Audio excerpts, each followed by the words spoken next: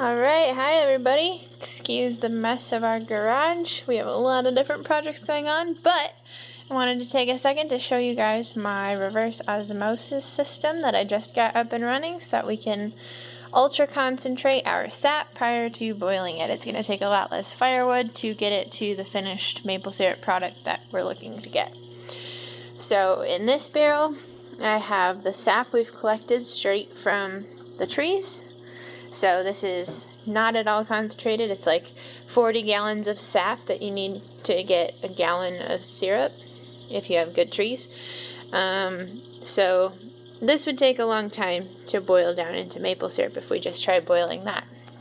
But instead, we have the sap coming up into this filter. It's got a 5-micron filter in there. So that's going to take out any of the particles in the sap, whether it's a little bit of tree bark that falls in there, or bugs, or whatever.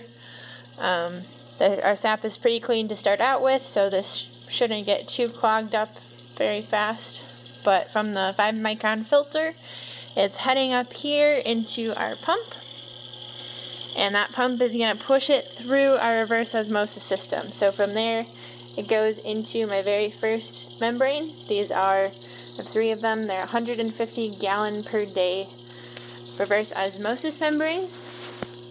And the way reverse osmosis works for maple syrup is basically backwards of how you'd use it in your house for filtering the water in an undersink system. So in a regular system, you input your water line and it goes through the membrane, and basically the membrane is like a filter where pure water is able to penetrate the membrane and come through it, and pure water would come out here. Any impurities in your water would normally come out here. And this would be like a reject that you don't want to drink this because it's got particles or whatever you don't want in your water. But when it comes to sap, we don't want the water in the sap. We're trying to get rid of that so we can ultra concentrate it to syrup. So we are actually getting rid of the water that comes out of here. That's the pure water. We want the impurity stuff because that is our sap. That's the sugar. The particles, molecules for the sap, the sugar content and stuff cannot penetrate the molecules, so it gets rejected out this one. And I'm going to take that more concentrated sap and pop it right into membrane number 2. Do the same thing. My pure water is getting rejected down into this bucket. My more concentrated sap goes right into the next membrane.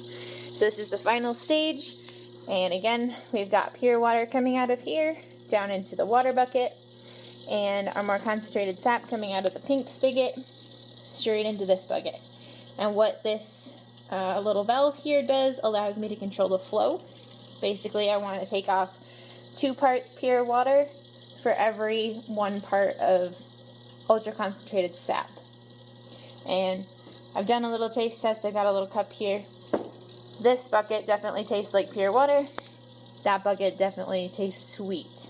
You can definitely taste the sugar content in that water. So, seems like it's working. I haven't tested it with a hydrometer yet to see what I'm looking at.